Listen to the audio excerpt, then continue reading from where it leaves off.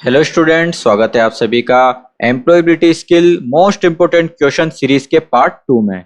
जो स्टूडेंट नए जुड़े हैं उन्हें हम बता दें कि हमारे चैनल पर आईटीआई एम्प्लॉयबिलिटी स्किल सब्जेक्ट के मोस्ट इंपोर्टेंट क्वेश्चंस की एक वीडियो सीरीज आपके लिए लाई गई है, जिसमें आईटीआई एम्प्लॉयबिलिटी स्किल सब्जेक्ट के मोस्ट इंपोर्टेंट क्वेश्चन जो कि आगे आने वाले आईटीआई एग्जाम की दृष्टि से बेहद ही महत्वपूर्ण है और जिनको पढ़कर आप इस एग्जाम में 100% सफलता एम्प्लॉयबिलिटी स्किल सब्जेक्ट में प्राप्त कर सकते हैं, इन सभी प्रश्नों का संकलन आपके लिए हम लेकर आए हैं। और इसी क्रम में हमने पिछली वीडियो में आपको एम्प्लॉयबिलिटी स्किल के 30 महत्वपूर्ण प्रश्न सोल्व करवाए थे। अगर आपने वो वीडियो अभी तक नहीं देखा है तो आप आई बटन पर क्लिक करके देख सकते हैं।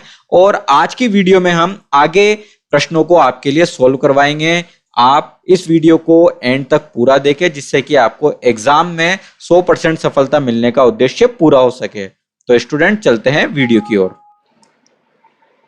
तो स्टूडेंट, आज का पहला सवाल है, कंप्यूटर का दिमाग कौन सा होता है? तो यहाँ ऑप्शन दिए हुए हैं, ए है कीबोर्ड, बी है सीपीयू, सी निगरानी करना और डी है हार्ड डिस्क। तो स्टूडेंट, आप सभी को बता दूं, कंप्यूटर का जो दिमाग है वो सीपीयू को कहा जाता है। यहां मैं आपको बता दूं, सीपीयू की फुल फॉर्म होती है सेंट्रल प्रोसेसिंग यूनिट।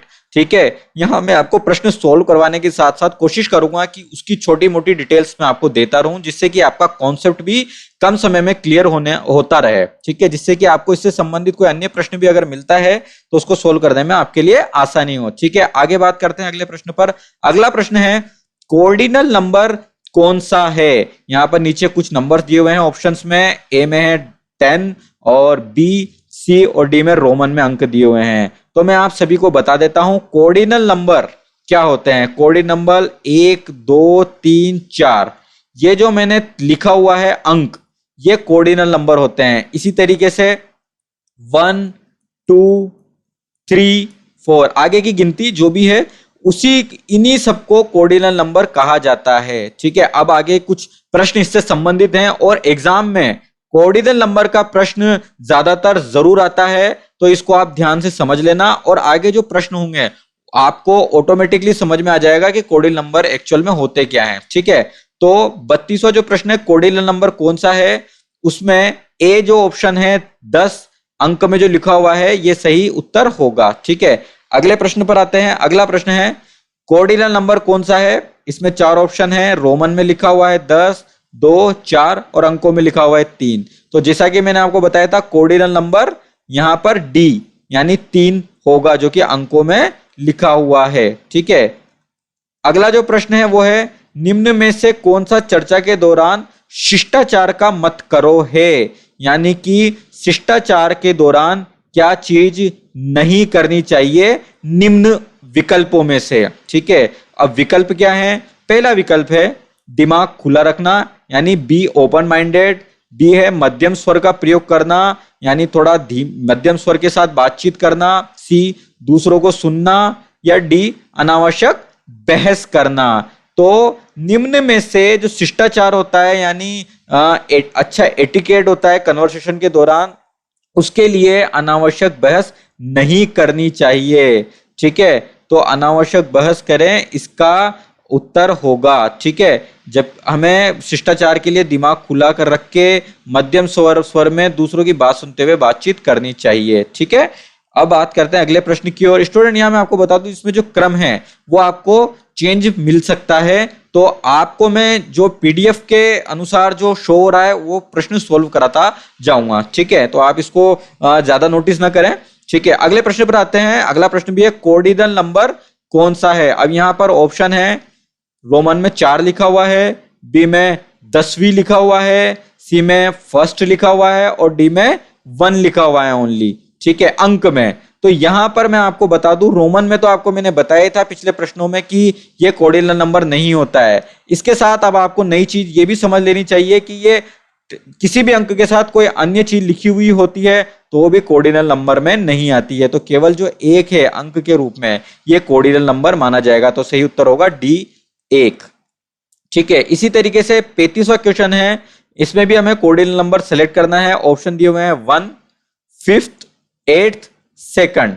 ठीक है, अब आपको मैं बता दूं 1 5th का मतलब होगा TH लगा हुआ, एट्थ, ठीक है, एट्थ और सेकंड, ठीक है। तो कोऑर्डिनल नंबर जैसा कि मैंने आपको बताया था, ए ही कोऑर्डिनल नंबर का सही विकल्प होगा, क्योंकि अगर सेकंड की अगर बात करें तो सेकंड नहीं होता है, फर्स्ट सेकंड थर्ड ये कोऑर्डिनल नंबर नहीं होते हैं, कोऑर्डिनल नंबर होते हैं 1 2 3, ठीक है।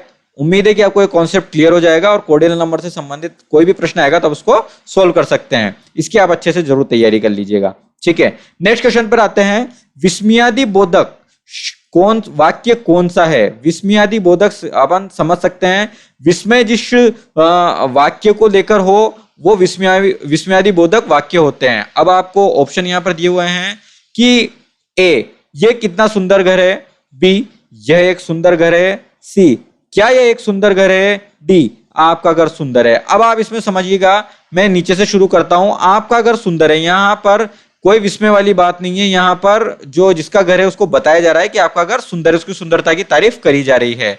दूसरे जो विकल्प है सी, उसमें है क्या ये एक सुंदर घर है, ये एक प्रश्नवाचक वाक्य है। अगर प्रश्नवाचक संबंधित कोई वाक्य आता है तो उसमें आप पीछे प्रश्नवाचक चिन्ह देख सकते हैं, और जैसे कि आगे प्रश्नवाचक शब्द भी लिखा हुआ है क्या, तो ये एक प्रश्नवाचक वाक्य है, ठीक है। बी है यह एक सुंदर घर है, इसमें भी बताया जा रहा है कि यह घर सुंदर है, ठीक है। ए वाला जो ऑप्शन है उसमें है यह कितना सुंदर घर है, ठीक है। तो इसमें एक विस्मय हो रहा है कि भाई ये कितना सुंदर घर है, तो ये विस्मयादि बोधक वाक्य की श्रेणी में आएगा। तो हमारा सही उत्तर होगा ए, विस्मयादि बोधक शब्द होगा ये कितना सुंदर घर है। पीछे की तरफ आप देखेंगे यहाँ पर विस्मय का चिन्ह भी लगा हुआ है, तो आप इन सब चीजों से विस्मयादि बोधक वाक्य का चयन कर सकते हैं, ठीक है। नेक्स्ट क्वेश्चन पर आते हैं, निम्न में से एक्टिव वॉइस है।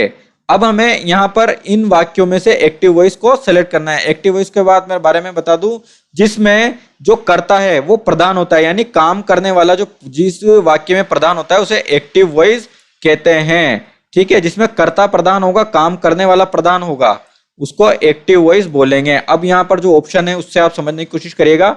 Ram has pass the exam, यानी राम ने एग्जाम पास कर लिया है। बी है the ball was caught by him, ball उसके द्वारा पकड़ी गई, ठीक है। सी है the book was being read by her, किताब उसके द्वारा पढ़ी गई, ठीक है।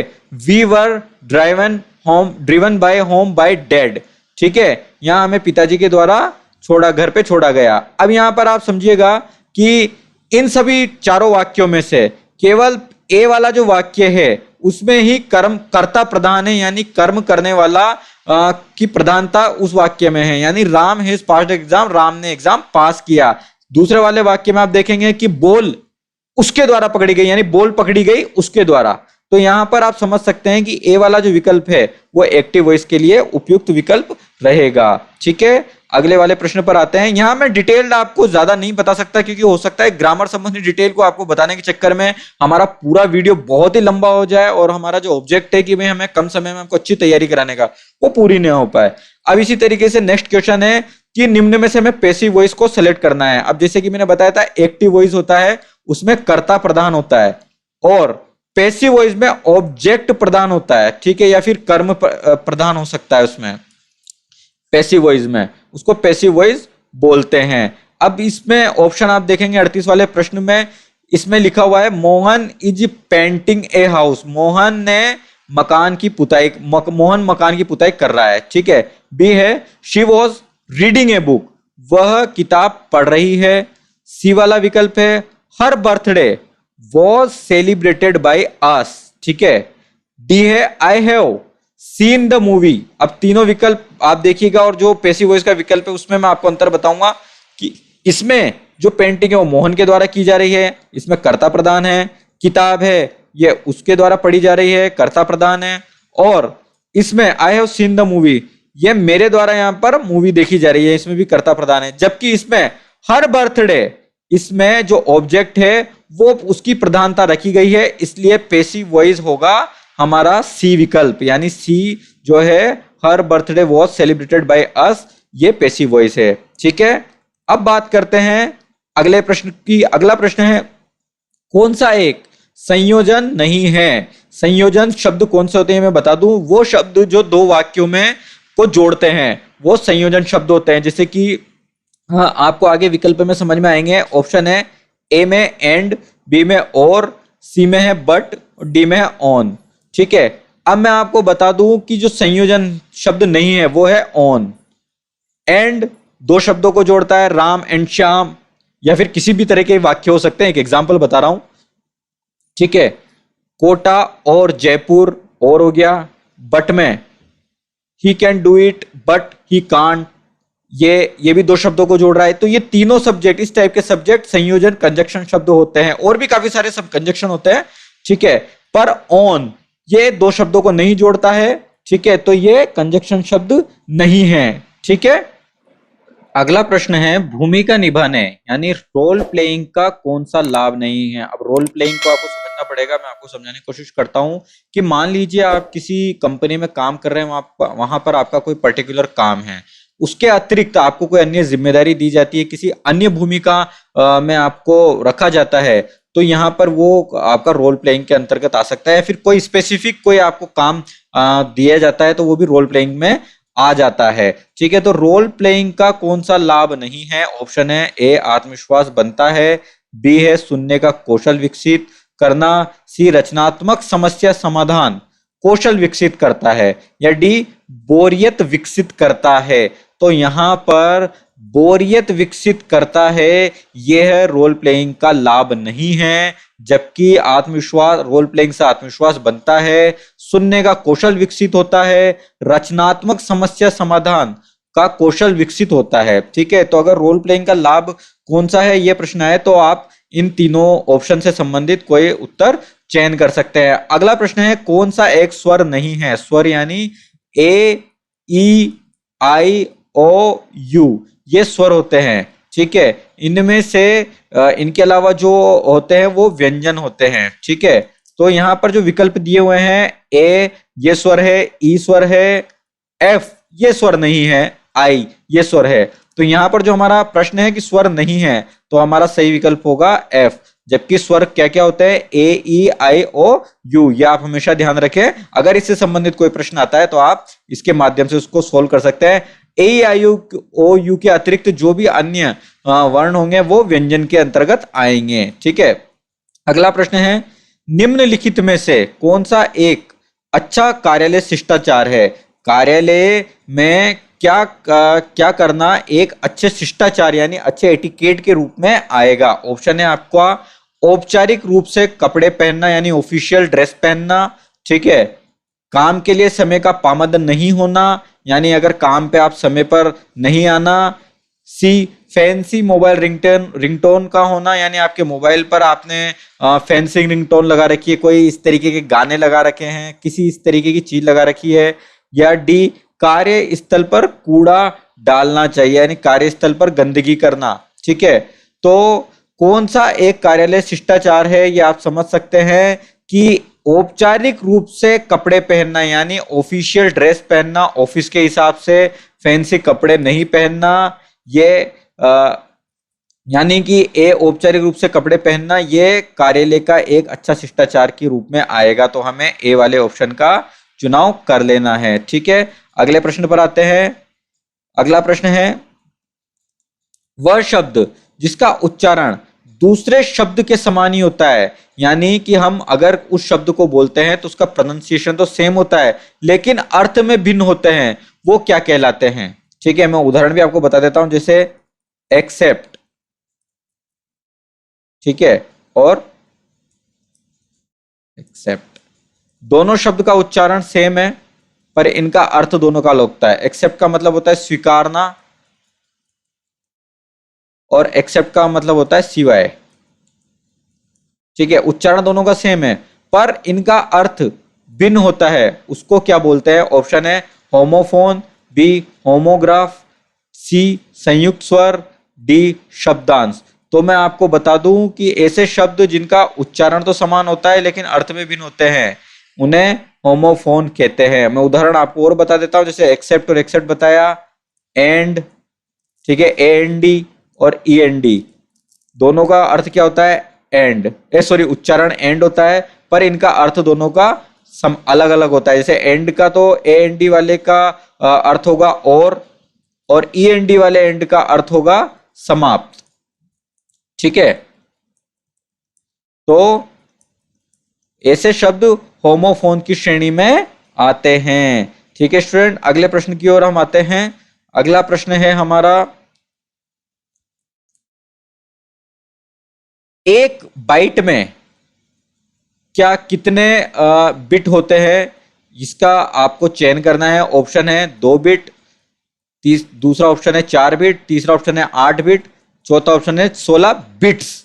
बिट और बिट्स दोनों अलग चीज है, इसमें कंफ्यूज नहीं होना है आपको। तो एक बाइट में 8 बिट होते हैं।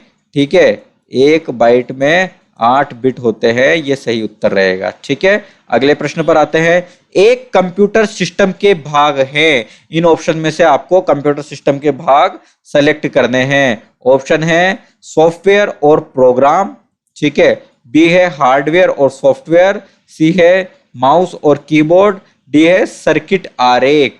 तो हार्डवेयर और सॉफ्टवेयर कंप्यूटर सिस्टम के भाग होते हैं। इसके बाद आगे आने वाले पार्ट्स में ये अन्य सभी चीजें जुड़ती चली जाती है, पर प्रमुख रूप से शुरुआत में हार्डवेयर और सॉफ्टवेयर कंप्यूटर सिस्टम के भाग होते हैं, और हार्डवेयर के फिर आगे भाग हो जाएंगे माउस और कीबोर्ड, और सॉफ्टवेयर के भाग हो जाएंगे सॉफ्टवेयर और प्रोग्राम। ठीक है, तो हार्डवेयर और सॉफ्टवेयर कंप्यूटर सिस्टम के भाग होते हैं। ठीक है, अगला प्रश्न है, एक प्रोग्राम जो दूसरे प्रोग्राम को संशोधित यानी संशोधन करना, उसमें कोई परिवर्तन करना करके संक्रमित यानी इन्फेक्टेड करता है कहलाता है। एक प्रोग्राम जो दूसरे प्रोग्राम को संशोधित कर देता है और इन्फेक्टेड करता है, उसे क्या कहते हैं। ऑप्शन है वायरस, बी एंटीवायरस, सी है वेब पेज यानी वेब पृष्ठ, डी है नोटपैड। तो वायरस एक ऐसा प्रोग्राम होता है जो किसी अन्य प्रोग्राम को संशोधित कर देता है और उसे संक्रमित कर देता है, उसे वायरस कहते हैं। जबकि वायरस से बचने के लिए जिस प्रोग्राम का उपयोग किया जाता है उसे एंटीवायरस कहते हैं। ठीक है, तो यहां हमारा जो सही उत्तर है वो तो है वायरस। पर मैं आपको आगे इससे संबंधित कोई अन्य प्रश्न आता है उसकी तैयारी के हिसाब से थोड़ी डिटेल भी बता देता हूं कि इससे बचाव के लिए एंटीवायरस का उपयोग करते हैं। ठीक है, अगला प्रश्न है, कंप्यूटर उपयोगकर्ता को वेब पेज का पता लगाने तथा उस तक पहुंचने में सक्षम बनाने के लिए उपयोग किए जाने वाले सॉफ्टवेयर एप्लीकेशन को कहा जाता है। मैं सिंपल भाषा में आपको इस प्रश्न को बता दूं कि वेब पेज तक किस सॉफ्टवेयर एप्लीकेशन से पहुंचा जाता है। ऑप्शन है आपके web browser, web server, website, email.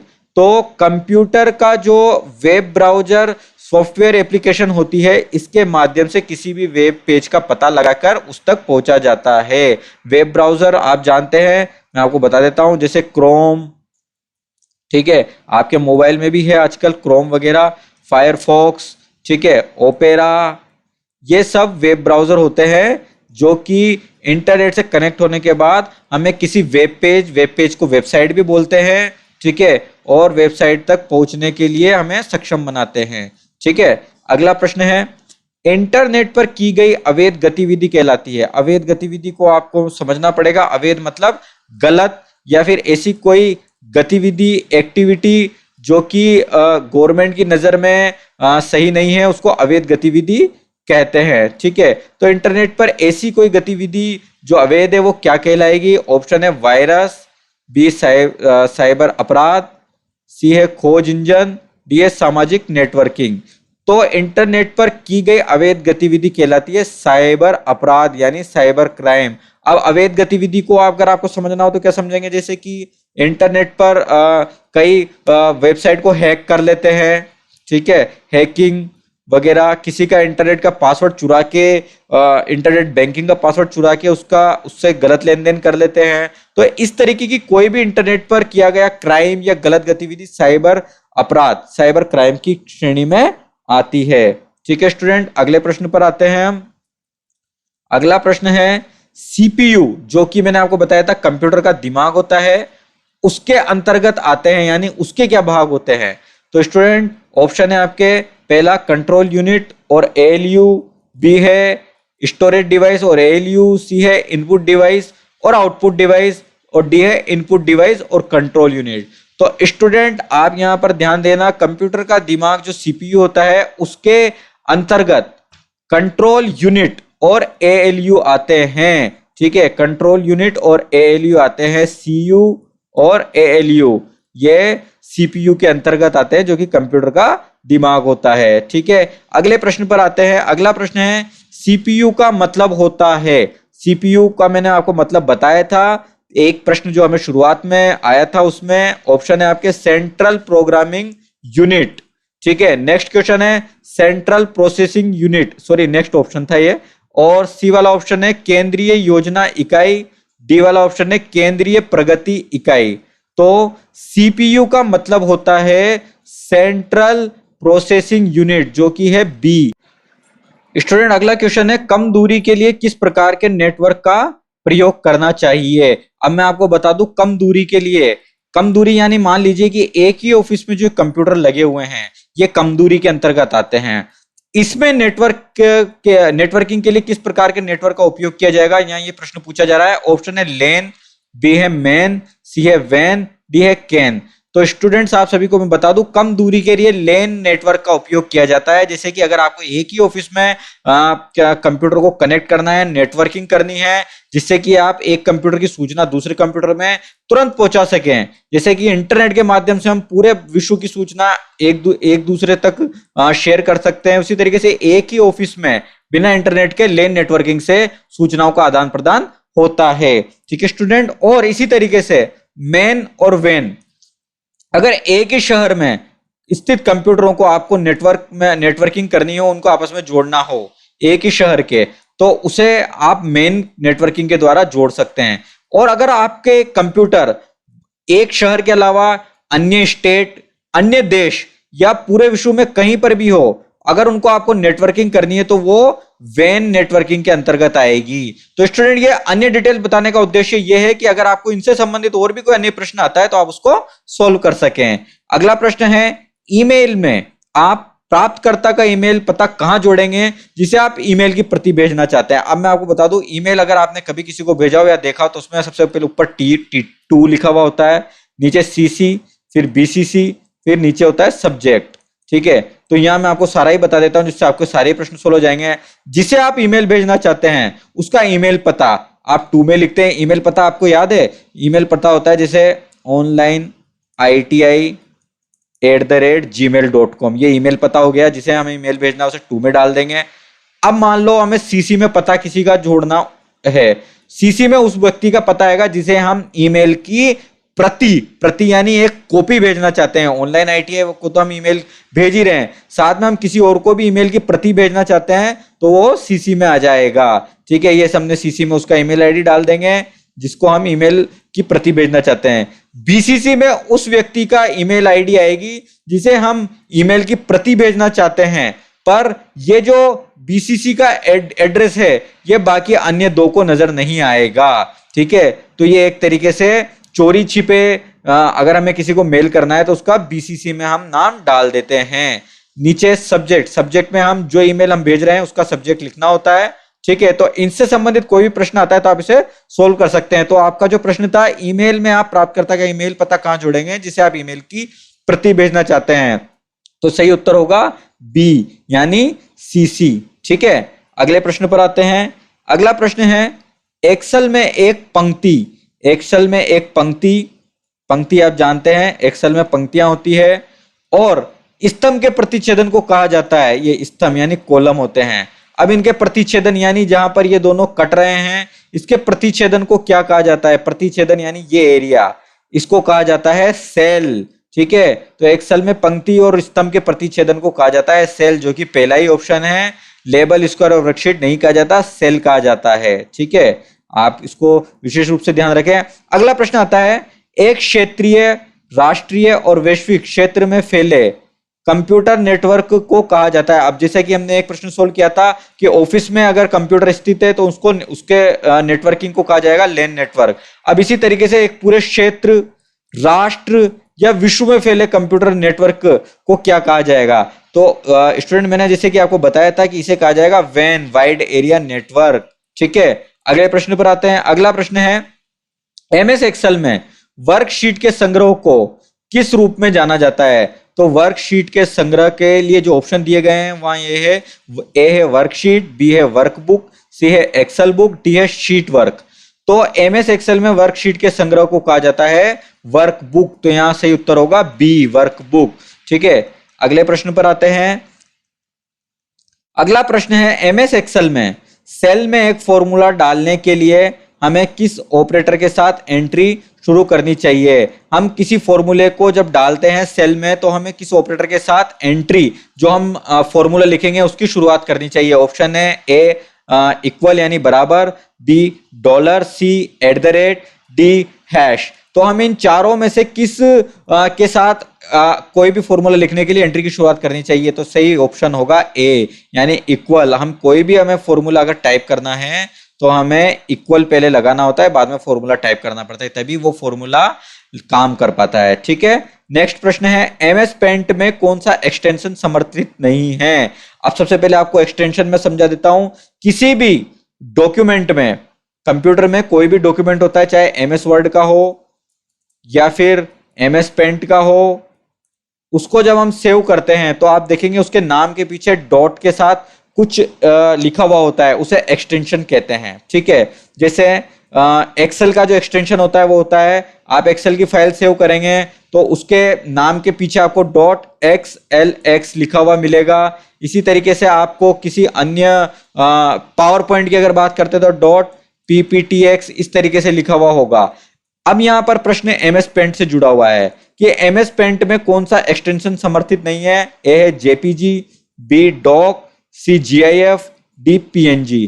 तो यहां मैं आपको बता दूं डॉक यानी डीओसी जो एक्सटेंशन है ये एमएस पेंट का नहीं होता है, ये एमएस वर्ड का एक्सटेंशन होता है। एमएस वर्ड में जब आप कोई फाइल बना के सेव करते हैं तो उसके नाम के पीछे जो एक्सटेंशन होता है वो डॉक होता है। ठीक है, और एमएस पेंट के जो तीनों एक्सटेंशन है जेपीजी, जीआईएफ, पीएनजी, ये एमएस पेंट के ऑप्शन एक्सटेंशन है। अगर इन तीनों को लेकर कोई प्रश्न आता है तो आप आसानी से सॉल्व कर सकते हैं।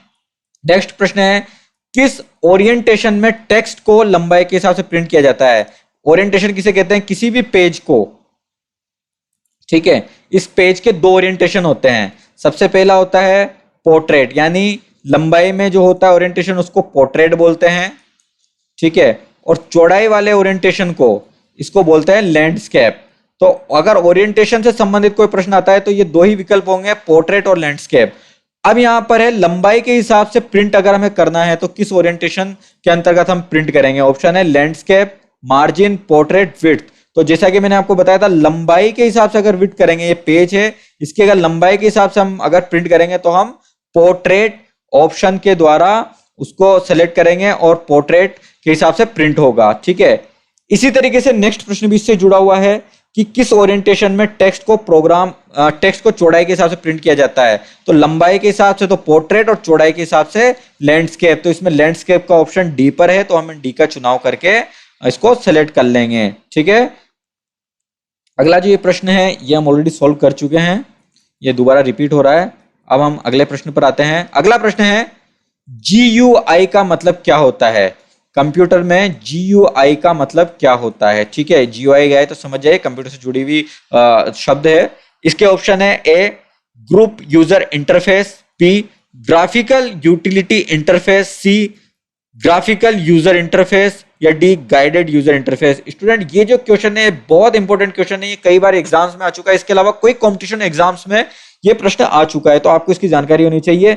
GUI का फुल फॉर्म होती है ग्राफिकल यूजर इंटरफेस। ठीक है, इसको मैं आपको थोड़ा बहुत बता भी देता हूं कि कुछ समय पूर्व जो कंप्यूटर आते थे उसमें हमें केवल कमांड से हमें काम करना होता था, तो उनको कमांड बेस्ड कंप्यूटर बोलते थे। कुछ समय बाद फिर जो कंप्यूटर आए उसमें ग्राफिक्स यानी जो चित्र आने लग गए जिसपे हम क्लिक करके हम कार्य कर सकते थे। जो अभी लेटेस्ट जो कंप्यूटर चल रहे हैं वो उनकी हम बात कर रहे हैं। तो इन्हें GUI यानी ग्राफिकल यूजर यानी उपयोगकर्ता इंटरफेस, यानी मतलब उसका इंटरफेस जो होता है, मतलब यूजर जो ग्राफिक्स की सहायता से उस पर काम कर सकता है, इसे कंप्यूटर को ग्राफिकल यूजर इंटरफेस कहा जाता है और GUI इसकी शॉर्ट फॉर्म होती है। ठीक है स्टूडेंट, अगले प्रश्न पर आते हैं। यहां मैं आपको हर प्रश्न को कुछ अपने हिसाब से समझाने की कोशिश कर रहा हूं आसान भाषा में, जिससे कि आपका कॉन्सेप्ट क्लियर हो। ठीक है, अगला प्रश्न है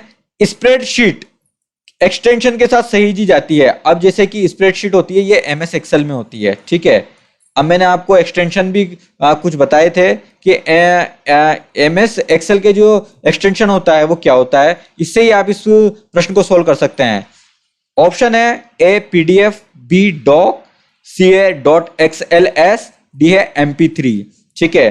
तो जो PDF है ये किसी भी PDF का एक्सटेंशन होता है, डॉक या MS वर्ड फाइल का एक्सटेंशन होता है, XLS ये हमारा सही उत्तर है, ये MS एक्सेल का एक्सटेंशन होता है, और स्प्रेडशीट जो एक्सेल का ही भाग है, इसलिए जो सही उत्तर होगा वो .xls होगा, ठीक है। ये स्प्रेडशीट का एक्सटेंशन होगा और इसी के साथ ये सेव होगी। MP3 ये कोई भी म्यूजिक का जो एक्सटेंशन होगा वो।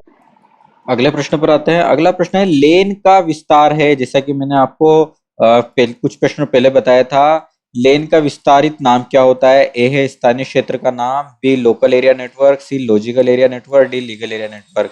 तो लेन का जो विस्तारित नाम होगा वो होगा local area network, local area network, ठीक है। तो आपका सही ऑप्शन होगा बी। अगला प्रश्न है रैम का विस्तार है। A read octet machine, B random access machine, C random only memory, D read only memory. Student यहाँ पर मुझे एक गलती यहाँ पर नजर आ रही है। रैम का जो विस्तारित नाम होता है वो होता है रैंडम एक्सेस मेमोरी। तो यहाँ पर उसका विकल्प नहीं हो सकता है। ये मशीन जो शब्द है गलती से टाइप मेमोरी की जगह हो गया है, तो इसका जो सही उत्तर होगा वो होगा बी, ठीक है। तो रैम की फुल फॉर्म होती है रैंडम एक्सेस मेमोरी, ठीक है। अगला प्रश्न है सक्रिय सेल के एड्रेस को प्रदर्शित करता है। A autofill, B name box, C cell pointer, D left handed. यहाँ पर भी जो सही उत्तर है उसको वो यहाँ नजर नहीं आ रहा है मुझे, क्योंकि जो सेल एड्रेस है वो एक्सेल में फॉर्मूला बार यानी जो ऊपर की ओर होती है उसमें प्रदर्शित होता है, ठीक है। तो फॉर्मूला बार अगर ऑप्शन आपको नजर आता है तो इसका सही उत्तर होगा। अगला प्रश्न है रोम का विस्तार है। जैसे रैम का विस्तार रैंडम एक्सेस मेमोरी होता है, रोम का विस्तार क्या होता है? ऑप्शन है read only memory, B read octet machine, C random only memory, D random access. तो रोम का विस्तारित नाम होता है रीड ओनली मेमोरी, ए वाला ऑप्शन चुनाव कर लेना है, ठीक है। वेन का विस्तार है। जैसे लेन का लोकल एरिया नेटवर्क होता है, वेन का क्या होता है? वेन का मैंने बताया तो पूरा राष्ट्रीय वैश्विक नेटवर्क जोड़ा जा सकता है कंप्यूटर का। Wide area network, B web assigned name, C wide area network, sorry A वाला ऑप्शन था वाइड एरिया नेम और सी वाला है वाइड एरिया नेटवर्क, डी है वेब एडेड नेटवर्क। तो वेन का जो विस्तारित नाम होता है वो होता है wide area network, wide area network को वेन कहते हैं, ठीक है स्टूडेंट। अगले प्रश्न पर आते हैं। SMS भाषा, SMS भाषा मतलब होती है जो वाक्य होते हैं उसको शॉर्ट में लिखने को SMS भाषा कहते हैं। तो इस भाषा में ASAP का क्या अर्थ है? अगर आपको कोई SMS भेजता है, कोई आपकी कंपनी में कोई आपको सूचना मिलती है, उसमें ASAP लिखा हुआ होता है, तो इसका तात्पर्य क्या होगा? ऑप्शन है as silent as possible, probable, as soon as probable, as soon as possible, D as simple as possible. तो ASAP का जो फुल फॉर्म होता है वो होता है एज सून एज पॉसिबल, यानी जितना जल्दी हो सके, संभव उतना जल्दी, ठीक है। अगला प्रश्न है कॉपी कमांड के लिए शॉर्टकट कुंजी क्या है? आपको मालूम है कि आपको कंप्यूटर के कीबोर्ड में कई सारे शॉर्टकट्स होते हैं जिसका उपयोग करके आप कई सारे कार्य कर सकते हैं। इसी तरीके से इसमें यहाँ पूछा गया है कि कॉपी करने के लिए, किसी भी चीज को कॉपी करने के लिए कंप्यूटर में क्या कमांड होती है? ऑप्शन है CTRL+C, बी CTRL+V, सी है CTRL+A, डी CTRL+X। तो कॉपी के लिए जो कमांड होती है CTRL+C, ठीक है। CTRL+C कॉपी की कमांड होती है जिसके द्वारा आप किसी भी चीज को कॉपी कर सकते हैं। CTRL+V किसी भी चीज को पेस्ट करने की कमांड होती है, और इसी तरीके से CTRL+A सभी को सेलेक्ट करने के लिए, अगर जो सारा डेटा लिखा हुआ है अगर मुझको इसको सेलेक्ट करना है तो CTRL+A का चुनाव करूंगा, और CTRL+X के माध्यम से हम इसे किसी भी चीज को कट कर सकते हैं, ठीक है। पर कॉपी की जो कमांड है वो CTRL+C होगी, यानी उत्तर ए सही होगा। तो स्टूडेंट आज की वीडियो का के जो महत्वपूर्ण प्रश्न है वो यहीं तक सीमित हम कर देते हैं। आगे आने वाली नेक्स्ट पार्ट में हम आगे अन्य प्रश्नों को आपको सॉल्व करवाएंगे। उम्मीद है कि आज की वीडियो के जो प्रश्न हैं ये आपको अच्छे से समझ में आ गए होंगे और आप इनकी अच्छे से तैयारी जरूर से जरूर कर ले, क्योंकि ये जो मैंने प्रश्न आपको बताए हैं ये पिछली कई परीक्षाओं में आ चुके हैं और ये बेहद ही महत्वपूर्ण है। ये आप अच्छे से तैयार कर लीजिए, आपको इसका रिजल्ट एग्जाम में जरूर से जरूर मिल जाएगा। तो स्टूडेंट, आप हमारे चैनल पर अगर नए हैं तो इस चैनल को सब्सक्राइब करके बेल आइकन जरूर दबा देना और इस वीडियो को लाइक जरूर कर देना। मिलते हैं अगली वीडियो में, तब तक के लिए टेक केयर।